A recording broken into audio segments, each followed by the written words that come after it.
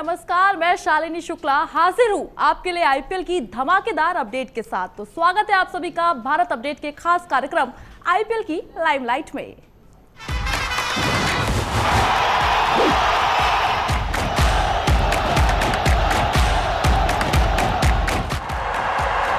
Lovely drive.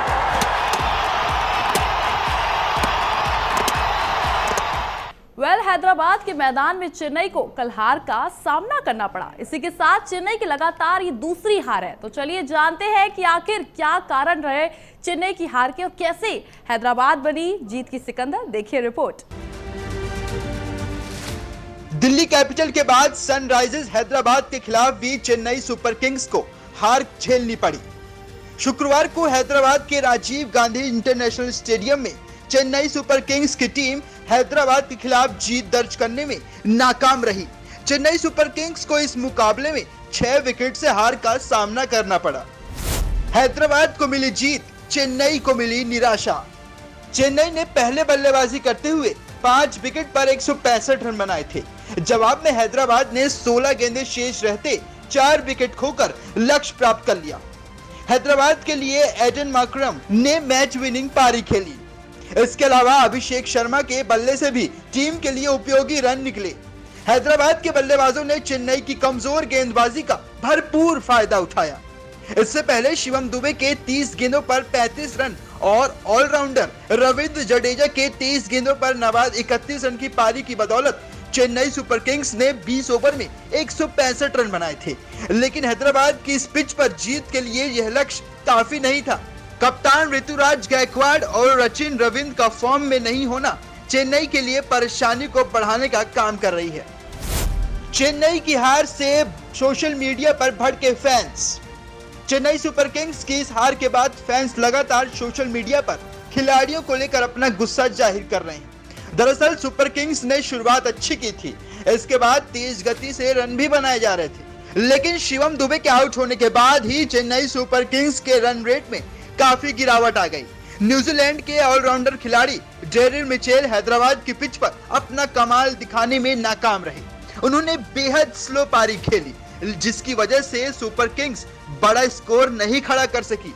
वहीं इस match के अलावा एक वीडियो सोशल मीडिया पर भी वायरल हो रहा है। भुवनेश्वर के थ्रो से जट्टू बने निशाना। दरअसल हुआ यूं कि 19वें ओवर में भुवनेश्वर कुमार गेंदबाजी कर रहे थे। उनके ओवर की चौथी गेंद का सामना कर रहे थे जडेजा। भुवनेश्वर ने एक सटीक यॉर्कर डाली, जिस पर बड़ा शॉट खेलने की कोशिश कर रहे जडेजा नाकाम रहे और धीरे से शॉट मार दिया।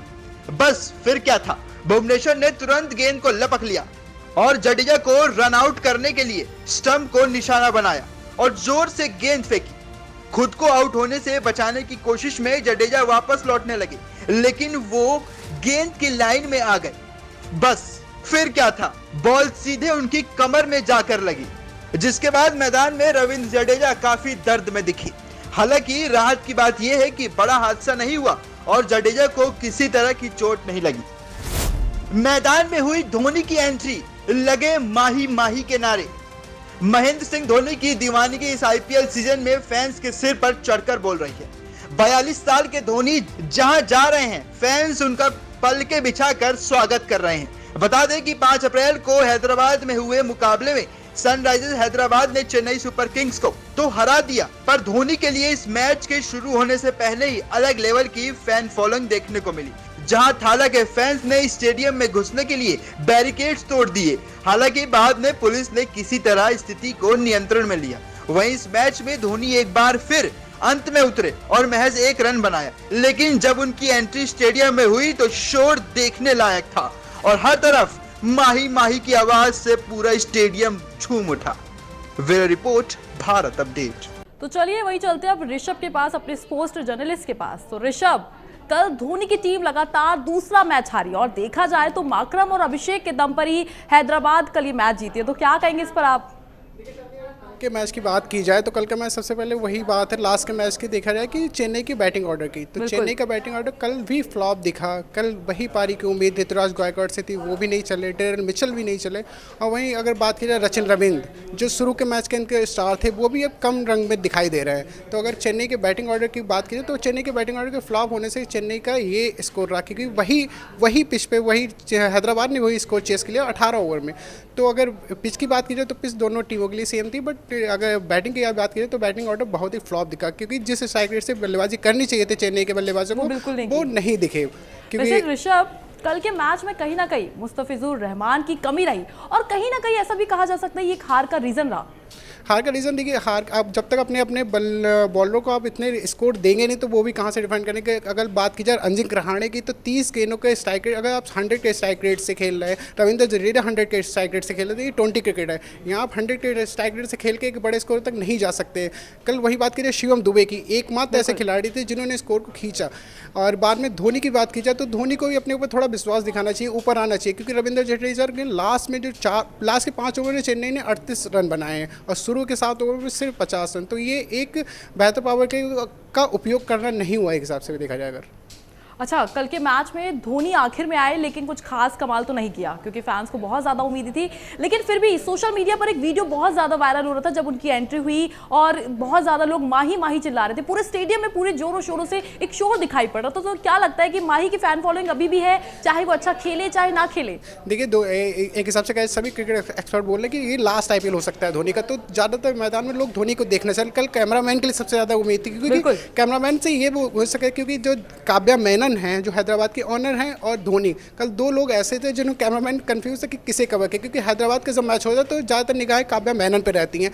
और वहीं कल का मैच चेन्नई सुपर किंग्स का था तो कैमरामैन को धोनी को भी दिखाया, तो ज़्यादा कन्फ्यूजन यही रही कि कैमरामैन कल किसे दिखाएगा। और बात की जाए कल धोनी की, तो धोनी को कल भी ऊपर आना चाहिए था। 2 गेंदें पिछले मैच में धोनी ने दिखाया था कि वो क्या कर सकते हैं, कि बेहतर आज भी वो बेहतर फिनिश कर सकते हैं। लेकिन कल भी अगर जडेजा से पहले और या डेरेन मिचेल से पहले उन्हें आना चाहिए था। पहली बात तो जडेजा से पहले डेरेन मिचेल को आना चाहिए था। तो धोनी से तो उम्मीदें रहती है फैंस को हमेशा। और अच्छा, एक और भी चीज़, चेन्नई की पारी के 19वें ओवर में एक वीडियो वो भी बहुत वायरल हुआ था जिसमें रविंद्र जडेजा थ्रो और विकेट के बीच में आ गए थे और उनकी बॉडी पर वो बॉल भी लगी थी। इस वजह से वो रन आउट होने से बच गए थे। लेकिन अकॉर्डिंग रूल के अगर देखा जाए तो उनको आउट भी किया जा सकता था, लेकिन जो सनराइजर्स हैदराबाद के कैप्टन ने अपील भी नहीं किया। लेकिन जो हमारे एक्स बल्लेबाज हैं मोहम्मद कैफ ने भी इस पर, पैट कमिंस पर सवाल उठाए कि आपने ऐसा क्यों किया, जानबूझकर, इस पर कहीं ना कहीं आपकी नीयत में खोट था। देखिए, ऑब्स्ट्रक्शन ऑफ द फील्ड एक नियम है जो इससे पहले भी ज़्यादा कप्तानों ने यूज़ किया। लेकिन कल की बात की जाए तो वो एक रणनीति भी कह सकते हैं पैट कमिंस की, क्योंकि जडेजा उस स्ट्राइक रेट से बल्लेबाजी नहीं कर रहे थे। और बात की जाए नीचे के बल्लेबाजों की तो मोइन अली और महेंद्र सिंह धोनी भी बचे हुए थे।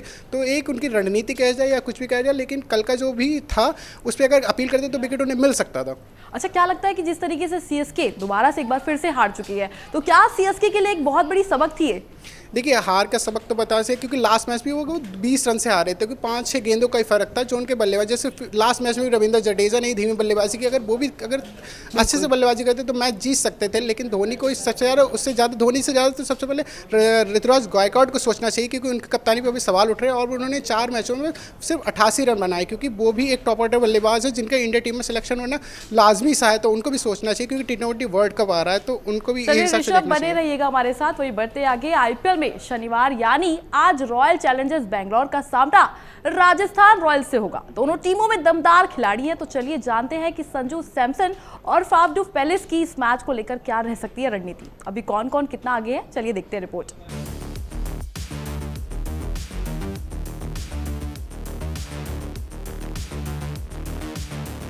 संजू सैमसन और फाफ डू प्लेसिस के बीच होगी भिड़ंत। बरसेंगे चौके छक्के या लगेगी विकेटों की झड़ी।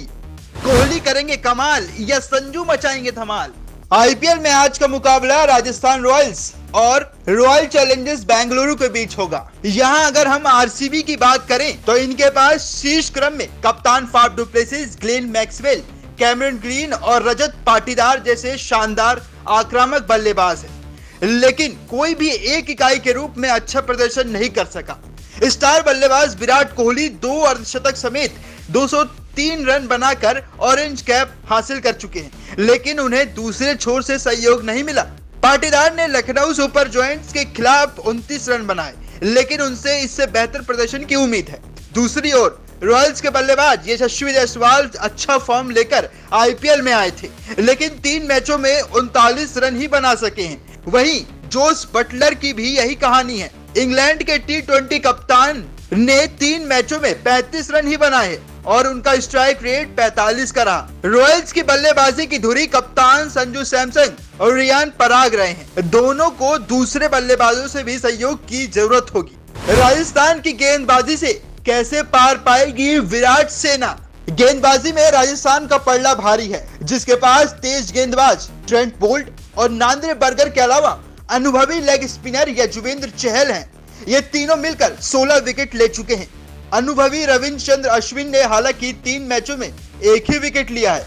आरसीबी के गेंदबाजों में मोहम्मद सिराज महंगे साबित हुए हैं, जिन्होंने 10 से ऊपर की औसत से रन दिए हैं। अलजारी जोसेफ और रिसे टॉपली भी चल नहीं सके। बॉलिंग या बैटिंग, जयपुर में कौन रहेगा हावी? जयपुर का सवाई मानसिंह स्टेडियम काफी कुछ बेंगलुरु के एम चिन्नास्वामी जैसा ही है, यानी बहुत बड़ा नहीं है और रनों की खूब बरसात सी होती है। यानी भले ही आरसीबी की टीम अपने घर से बाहर खेल रही हो, लेकिन उसे इसका एहसास कम होगा। हाँ, इतना जरूर है कि फैंस राजस्थान के ज्यादा होंगे। हालांकि आरसीबी के फैंस पूरी दुनिया में हैं, तो फिर वे जयपुर भी पहुंच जाएं तो कोई बड़ी बात नहीं होगी। यानी दोनों टीमों को पूरा सपोर्ट मिलेगा।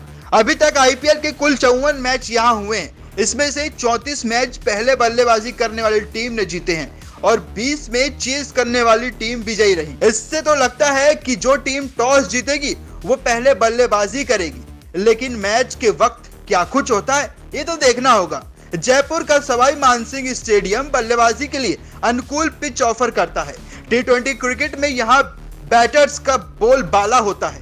हालांकि गेंदबाजों को भी यहाँ थोड़ी बहुत मदद मिल सकती है, लेकिन बल्लेबाज हावी रहते हैं। राजस्थान ने यहाँ इस सीजन में अब तक 2 मुकाबले खेले हैं, जिसमें उन्होंने जीत दर्ज की है। दोनों ही हाई स्कोरिंग मुकाबले रहे।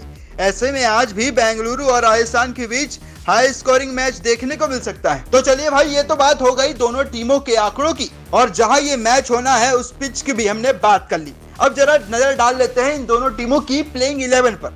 अगर आरसीबी की बात करें तो इसमें Faf du Plessis, Virat Kohli, Will Jacks, Glenn Maxwell, Rajat Patidar, Dinesh Karthik, Anuj Rawat, Karn Sharma, Reece Topley, Mohammed Siraj, Yash Dayal.